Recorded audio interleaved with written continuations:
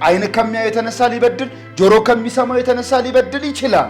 በተለያየ ሁኔታ ልንወድቅ እንችላለን፣ ልንዝል፣ ልንደክም እንችላለን። ይሄኔ ምንም ተስፋ የሚያስቆርጥ ነገር የለም። ምን አለ? የሚማልድ አለ በሰማይ። ክብር ለጌታ ይሁን። ይማልዳል። የኛ ሊቀ ካህናት እኛን ወክሎ በሰማይ መቅደስ አለ። ጌታ ይባረክ። አሁን ላለው ህይወታችን ለጸደቅ ነው፣ ለዳን ነው፣ ለእውነተኛዎቹ ክርስቲያኖች ኢየሱስ አማላጅ ነው። ከጨለማው እስራት ያወጣን እሱ ከሆነ፣ ብርሃን ያበራልን እሱ ከሆነ ማን ነው እሱ የሚቃወመን? ወደ ሲኦል እወድቃለሁ አይልም ክርስቲያን። ከዚህ ነፃ ነው። ለምን? ግንዱ ላይ ተጣብቋል።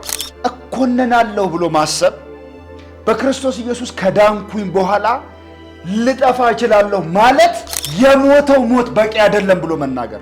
ተነስቷል ብለህ እያመንክ እግዚአብሔር ሊገለኝ ይችላል፣ ወደ ሲኦል ላይ ያወርደኝ ይችላል፣ ስሜን ከሕይወት መዝገብ መጽሐፍ ሊደመስሰው ይችላል የሚባል ፍርሃት የለም።